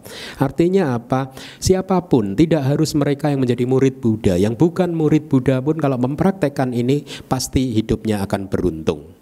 Ya, oleh karena itulah sekali lagi kalau Anda bisa menghafalkan sutta ini sangat bagus sekali, ya, karena akan memberikan satu pedoman sistem etik di dalam Buddhis. Tidak hanya sistem etika sebenarnya, etika yang harus kita praktekkan di dalam kehidupan sehari-hari, tetapi di akhir dari sutta ini itu diajarkan oleh Buddha tentang satu sistem yang harus kita praktekkan supaya kita bisa terbebas dari samsara, supaya kita bisa terbebas dari penderitaan ini. Nah, saya akan coba kelompokkan 38 berkah tertinggi itu dari Anda baca dari yang sebelah kolom yang kiri, itu ada dua. Kolom pertama itu tentang sila, kolom kedua tentang samadhi, dan kolom ketiga tentang panya, ya. Dari kolom sila kita akan mendapat 21 berkah, nanti akan kita kupas satu persatu, ada 21. 21 berkah pun dibagi 3 menjadi pekerjaan persiapan, apa yang harus kita siapkan. Kemudian yang kedua adalah kewajiban yang harus kita lakukan, dan kemudian yang ketiga adalah untuk melatih kewaspadaan, ya. Itu saya sudah kelompokkan. Aturan dasarnya itu manggala 1 sampai dengan manggala 6, artinya berkah yang pertama sampai dengan berkah yang ke-6 dan seterusnya. File presentasi ini akan diupload di website Dhamma Wihari, jadi besok Anda sudah bisa mendownloadnya, ya. Nah, jadi ada 38 amulet berkah yang benar-benar ini menjadi amuletnya Buddhis yang mengajarkan kepada kita supaya kita bisa menjadi manusia yang bertanggung jawab di kehidupan sosial, juga bertanggung jawab secara spiritual untuk pembebasan kita dari segala bentuk penderitaan, ya. Jadi dia akan memurnikan moralitas kita, memurnikan batin juga, ya. Kemudian menumbuhkan kebijaksanaan yang mencerahkan, gitu. Jadi 38 ini bisa jadi sebagai satu petunjuk hidup bagaimana kita harus menjalani kehidupan kita. Nah, mari kita lihat sila. Bagian yang pertama, latihan dasar, itu berkah yang nomor 1 sampai dengan berkah yang nomor 6. Sutta itu dibuka oleh kalimat kira-kira seperti itu. Banyak dewa dan manusia itu memikirkan tentang berkah yang diharapkan bisa membawa keselamatan buat mereka. Dengan penuh rasa hormat, uraikanlah kepada mereka apakah berkah tertinggi itu. Ini kalimat disampaikan oleh spokesman, juru bicara dari dewa. Jadi iya, memang di kitab komentarnya ada juru bicara dewa. Jadi di alam surga itu para dewa dalam tanda kutip galau, memikirkan apa sih blessing itu, berkah itu apa sih, apakah benar tadi memindah guci nggak boleh, pakai baju terbalik dan lain sebagainya. Jadi singkat cerita di sana pun galau itu. Berkah yang benar-benar berkah itu seperti apa. Dan dia melihat ke bawah, manusia juga tidak dalam satu keputusan yang sama. Masing-masing mempunyai definisi pendapatnya yang berbeda-beda, satu kelompok dengan kelompok yang lain. Satu kelompok mengatakan ini berkah, kelompok yang lain mengatakan itu tidak berkah, ya. Seperti misalkan kalau Anda mandi di Sungai Gangga, maka dosa Anda akan bersih kan, karena hanyut di bawah arus Sungai Gangga kan. Apa jawaban Buddhis yang paling baik? Bagaimana Anda yakin kalau Anda berendam di sungai tersebut yang hanyut oleh arus adalah dosa-dosa Anda? Jangan-jangan yang hanyut karma baik Anda malah. Betul tidak? Huh? Betul tidak? Kalau berendam di sungai tersebut bisa membuat seseorang menjadi suci, maka ikan, kerbau, semua yang berendam di situ sudah suci dulu. Itu kan jawaban-jawaban yang bagus sekali, mencerdaskan, ya tidak, ya. Nah, di dalam pembukaan sutta tersebut dikatakan di dalam kitab komentar, sudah selama 12 tahun terakhir manusia dan para dewa itu adu argumen, ya, mempertahankan tradisinya masing-masing tentang berkah, tentang keberuntungan, tentang firasat yang baik. Itu masing-masing mempunyai sistem nilainya sendiri-sendiri, begitu, ya. Tidak dalam satu kesepakatan yang diterima oleh semua pihak, ya. Dan mereka juga masing-masing juga mempunyai keraguan. Iya ya, kayaknya berkah yang saya jalankan tidak sesuai dengan apa yang saya pikirkan. Saya yakin Anda pun juga sudah mulai meragukan tradisi-tradisi Anda, betul? Belum? Dan ironisnya, meskipun sutta ini kejadian itu kira-kira sudah 2600 tahun yang lalu, hari ini 2600 tahun kemudian masalah itu masih ada. Masih ada di Anda ini. Apa sih berkah yang benar nih? Amulet yang paling hebat yang mana ini? Saya tidak boleh apa, ini tidak boleh itu. Masih bingung saja untuk melakukan apa yang boleh dan tidak melakukan apa yang tidak boleh. Oleh karena itu pelajarilah sutta ini sebaik-baiknya. Mari kita lihat. Jadi saya tadi sudah sampaikan itu adalah pertanyaan dari juru bicara dari para dewa yang kemudian dijawab oleh Buddha dalam 11 stanza yang membumi dan praktis mencakup kebahagiaan duniawi dan adi duniawi. Kitab komentar juga menjelaskan jadi dewa ini menghadap Buddha di tengah malam ya, ada sama ini umat ini kalau menghadap biku gitu, kalau di tradisi di negara Buddhis itu ada 6 tempat yang Anda tidak hendaknya dihindari, jangan duduk di 6 tempat ini gitu. Apa itu 6 tempat itu? Terlalu jauh dari bikunya, kasihan bikunya, nanti harus gini-gini. Ya, jangan. Atau Anda duduk terlalu dekat pada biku, jangan. Nanti bikunya gini-gini gitu. Enggak bercanda. Jangan terlalu dekat karena menjadi tidak nyaman. Jangan terlalu jauh. Kemudian jangan duduk di tempat yang terkena angin supaya Anda enggak masuk angin. Ya. Kemudian jangan juga duduk di tempat yang tinggi, yang lebih tinggi dari bikunya. Ya. Kemudian jangan duduk persis di depan biku. Jangan. Apalagi kalau pintunya di sana persis, kalau Anda di sini, angin dari sana mengenai Anda, bau tubuh Anda mengenai hidung saya. Kasihanilah saya. Atau jangan duduk di belakang biku persis gitu. Ini tempat-tempat yang hendaknya Anda hindari untuk tidak Anda tempati pada saat Anda menghadap seorang biku ya. Nah, para dewa menanyakannya sehubungan dengan perselisihan paham tentang berkah yang terjadi di antara sesama dewa dan juga manusia ya. Kebahagiaan yang hanya memberikan sedikit kepuasan tetapi memberikan banyak penderitaan dikarenakan anicca. Artinya mereka juga sudah mulai mempertanyakan bahwa kebahagiaan mereka ternyata tidak sesuai dengan yang mereka harapkan. Sehingga mereka mulai mencari-cari berkah yang sesungguhnya itu yang seperti apa gitu. Nah, mari kita lihat. Tadi saya katakan sutta ini adalah sutta di mana dewa turun ke bumi bertanya kepada Buddha. Dewa itu bisa muncul atau hidupnya di 6 alam surga ya, dan harus Anda pahami meskipun mereka hidup di surga tetapi kehidupan mereka itu tetap saja tidak kekal. Sebagai Buddhis Anda harus mengerti bahwa kehidupan surga tidak kekal. Ya, cepat atau lambat mereka yang hidup di alam surga tetap harus mengakhiri kehidupannya dari sana ya. Nah, para dewa dari 10.000 sistem dunia berkumpul mengelilingi Buddha dengan membentuk tubuh mereka kecil sekali sehingga bahkan 80 dewa hanya sebesar ujung rambut. Ini kitab komentar. Utusan mereka menanyakan kepada Buddha apakah yang dimaksud dengan berkah yang tertinggi. Kemudian sutanya berlanjut ketika larut malam. Jadi dewa itu turun pada saat larut malam, itu dijelaskan itu sesaat sebelum matahari terbit. Jadi kadang para dewa itu mengunjungi Buddha dalam bentuk tubuh manusia, tetapi kadang juga dalam bentuk tubuh dewa. Jadi, terlahir menjadi manusia lebih menguntungkan sesungguhnya karena anicca, dukkha dan anatta itu menjadi lebih mudah terlihat ya. Jadi bersyukurlah kita sekarang bisa mengambil kelahiran sebagai manusia, jangan disia-siakan. Ingat, kehidupan di alam surga saja tidak kekal, apalagi kehidupan kita di alam manusia ini juga tidak kekal. Kalau kita tahu bahwa kehidupan kita tidak kekal, maka jangan buang-buang waktu untuk hal-hal yang tidak bermanfaat ya. Nah, mari kita lihat amulet yang pertama.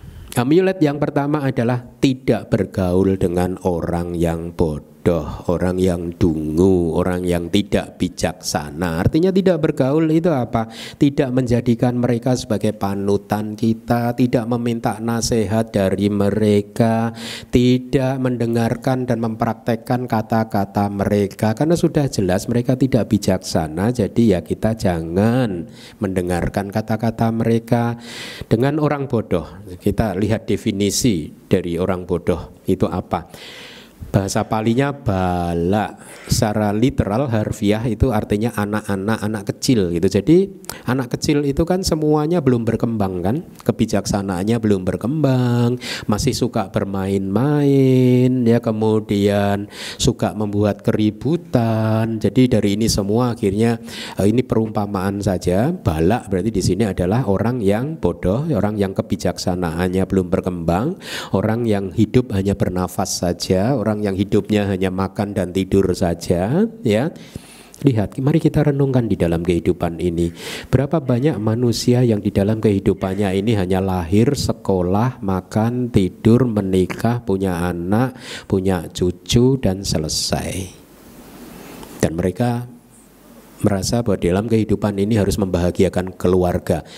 Memang tidak salah membahagiakan keluarga, tetapi Anda mengkerdilkan kelahiran manusia ini hanya untuk membahagiakan keluarga Anda saja.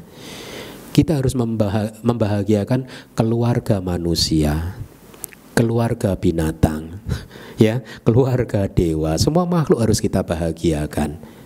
Dengan demikian kelahiran sebagai manusia menjadi lebih bermanfaat ya. Orang yang tidak bijaksana itu orang yang sering melanggar sila dan sering melakukan karma buruk. Nah, kita harus menjauhi mereka ya. Minggu lalu mungkin ada yang bertanya ya, kalau orang bodoh tidak ada yang mendekati lalu dia berkawan dengan siapa, Bante gitu. Bertemannya dengan Bante, saya jawab begitu kan. Artinya Anda pun boleh berteman dengan mereka kalau Anda yakin bahwa Anda tidak akan terpengaruh oleh mereka. Atau Anda boleh berteman dengan mereka dengan niat yang mulia bahwa Anda akan membuat dia sadar sehingga dia menjadi manusia yang lebih baik. Ya, hati-hati ya, karena kita sebagai orang yang masih mudah terkena infeksi kekotoran batin orang lain, kita ini sering mencontoh perilaku-perilaku orang lain, di mana Anda berkumpul di situ biasanya nilai-nilai yang dijunjung di dalam komunitas tersebut akan menjadi nilai yang Anda junjung juga. Karena sesungguhnya manusia hanya berkumpul dengan mereka yang sejenis. Paham? Mereka yang tidak bijaksana akan berkumpul dengan mereka yang tidak bijaksana. Mereka yang bijaksana akan berkumpul dengan mereka yang bijaksana. Kecuali hal-hal khusus seperti tadi, Anda sengaja berkumpul dengan orang yang tidak baik, tidak bijaksana, karena Anda ingin merubah mereka, ingin membuat mereka menjadi manusia yang baik dan manusia yang bijaksana. Nah, kemajuan dan kemunduran spiritual itu dari kita juga sangat tergantung dengan siapa kita bergaul. Ya, maka hati-hatilah bergaul dengan seseorang. Anda harus benar-benar melihat, menilai apakah orang tersebut adalah orang yang bijaksana atau orang yang tidak bijaksana. Dan hati-hati juga bahwa orang yang bodoh bukan berarti orang yang tidak cerdas, orang yang tidak berpendidikan, bukan. Definisi orang yang bodoh, tidak bijaksana, bala di dalam Buddhism adalah orang yang mungkin mereka malah paham Tripitaka, tetapi mereka tidak suka berdana, tidak mempraktekkan sila, tidak suka bermeditasi, tidak mempraktekkan dhamma, pelajaran yang mereka dapatkan dan seterusnya. Jadi definisi ini harus Anda pahami ya. Kenapa dikatakan bodoh? Karena dia tidak mempunyai rasa malu. Dia tidak mempunyai rasa takut untuk berbuat jahat. Dia terus-menerus melanggar sila. Dia terus-menerus melakukan karma buruk. Dia terus-menerus melakukan perbuatan dari ucapan-ucapan yang tidak baik, ya, pikiran yang tidak baik juga. Jadi mereka tidak punya malu terhadap dirinya sendiri dan juga tidak takut untuk dicela oleh orang lain. Tidak takut untuk meskipun seluruh dunia nanti mencaci maki dia tidak takut, tetap saja dia melakukan pelanggaran-pelanggaran. Banyak contoh di Indonesia kan, seseorang melakukan kejahatan yang luar biasa malah masih tersenyum, senyum. Ya, kenapa? Karena urat malunya sudah putus. Sudah tidak malu lagi dia, malah bangga di syuting kan, masuk TV gitu. Nah, kembali lagi, itu adalah definisi. Jadi tidak bergaul dengan orang yang bodoh, tidak bergaul dengan orang yang tidak bijaksana.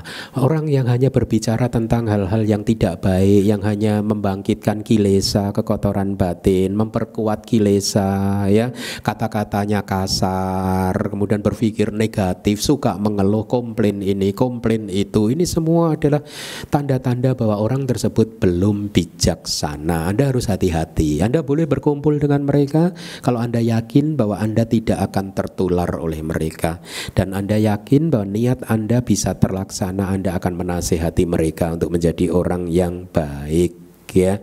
Jadi itu definisi dari orang yang tidak bijaksana, orang yang bodoh, orang yang dungu, ya. Hati-hati dengan pergaulan. Contoh tragis yang sering saya quote, saya sampaikan adalah contoh Pangeran Ajata I. Anda tahu cerita Pangeran Ajata I kan? Buddha mengatakan sesungguhnya beliau ini di dalam kehidupannya kemarin itu sebagai manusia, sebagai Pangeran Ajata I, dia mempunyai parami yang cukup untuk menjadi seorang Sotapanna. Paraminya cukup loh. Dia siap dalam kehidupan yang terakhir kemarin itu, maksud saya waktu hidup sebagai pangeran di zaman Buddha, dia bisa menjadi seorang Sotapanna loh. Tetapi karena dia bergaul dengan orang yang salah. Dia bergaul dengan siapa? Dewa Data itu Bante atau bukan? Bante loh.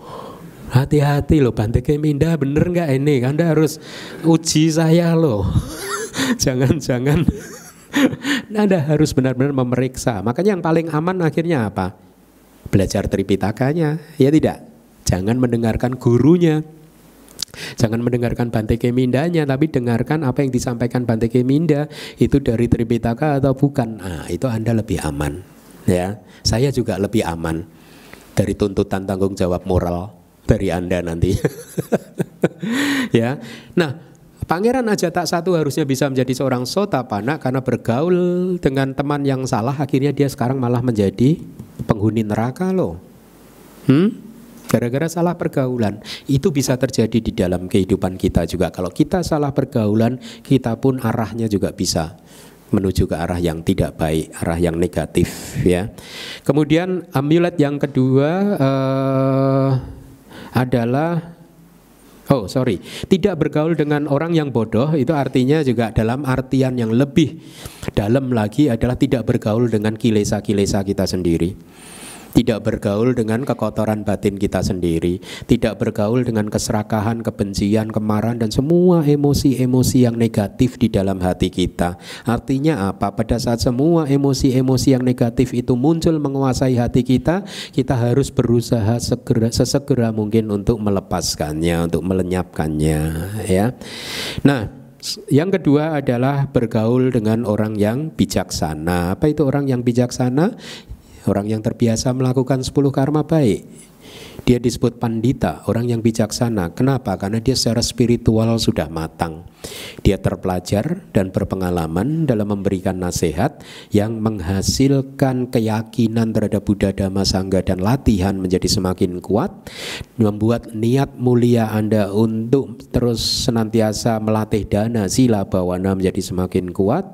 Nasihat mereka membuat pikiran kita menjadi semakin jernih. Nasihat mereka membuat pengendalian diri kita menjadi semakin baik, perilaku kita menjadi semakin baik, bisa menekan panca niwarana, 5 rintangan batin, sehingga akhirnya kebijaksanaan kita berkembang dan akhirnya kita bisa mencapai pembebasan. Ini adalah orang yang bijaksana yang harus kita dekati, ya. Kita dengarkan nasihatnya, ya.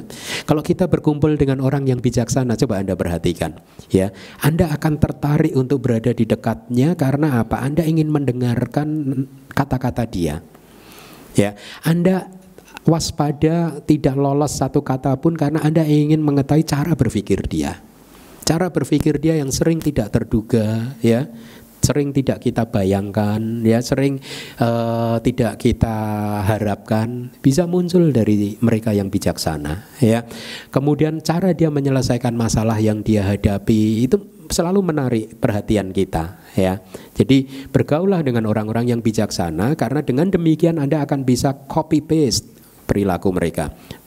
mengkopi, meniru ucapan-ucapan mereka, cara berpikir mereka, cara mereka menyelesaikan masalah, ya, cara mereka menjalani kehidupannya, ya. Dengan demikian maka Anda akan terinspirasi dan akan menjadi seperti dia, ya.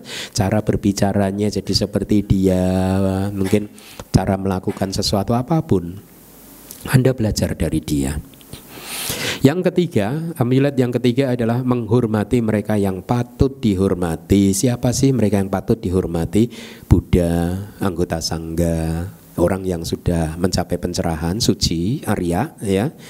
Kemudian orang tua, guru-guru kita, karena mereka ini telah berjasa di dalam kehidupan kita, baik berjasa secara materi maupun secara spiritual. Dalam hal ini juga Anda bisa kembangkan. Anda harus menghormati mertua Anda, ya. Meskipun mertua Anda seperti ini, seperti itu, ya Anda pahami namanya mertua, ya memang seperti itu.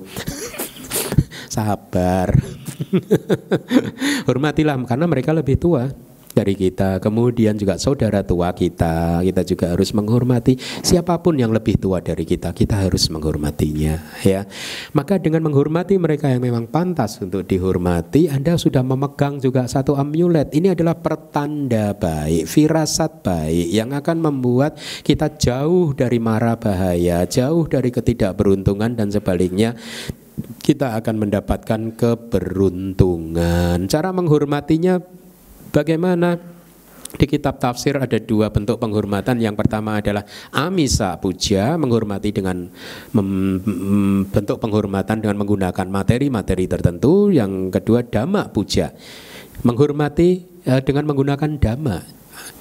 Makanya kalau Anda menghormati Buddha, cara menghormatinya tidak bersujud, tetapi cara menghormatinya adalah melatih dana, sila, bawana, ya. Itu cara menghormati yang benar. Kalau Anda menghormati sangga, bukan dengan menghormati semata-mata hanya memberikan materi, ya, penghormatan dengan menggunakan materi seperti makanan dan lain sebagainya, tetapi lebih pada bagaimana Anda mempunyai komitmen yang lebih untuk mempraktekkan dana, sila, bawana. Ya, jadi itu penghormatan yang baik. Ya, mereka yang pantas dihormati, menyenangkan untuk diajak berdiskusi tentang dhamma, menyenangkan untuk diajak berkawan, ya. Mereka juga bisa bergaul dengan berbagai kalangan. Orang-orang tertentu itu sangat tinggi hati, sangat sombong. Mereka tidak bisa menghormati mereka yang pantas dihormati. Ketemu biku juga buang muka. Anda lihat, menghormati orang yang pantas dihormati adalah berkah, dan juga menghormati mereka yang pantas dihormati itu adalah kebajikan, perbuatan baik. Jadi sesungguhnya pada saat Anda menghormati mereka yang pantas dihormati, Anda sedang melakukan sesuatu yang baik buat Anda sendiri. Bukan buat semata-mata, bukan buat objek yang Anda hormati, tetapi lebih buat Anda sendiri. Anda bersujud kepada Buddha bukan untuk Buddha, tetapi buat Anda sendiri. Anda bersujud kepada Sangga bukan untuk Sangga, tetapi buat Anda sendiri. Kenapa Anda tidak mau melakukannya? Ya, Anda menghormati saudara tua buat Anda sendiri juga. Ya, jadi mari kita latih hal-hal seperti itu, ya. Dengan terus mempraktekkan amulet Buddhis yang seperti ini, maka kita akan mendapatkan keberuntungan. Itu kata manfaat dari sutta ini, ya, berkah yang utama, sehingga dengan demikian kita akan bisa menjadi terjauhkan dari hal-hal yang tidak baik, ketidakberuntungan dan lain sebagainya. Baik, jadi saya rasa kita cukupkan dulu kelas kita hari ini sampai di sini. Terima kasih.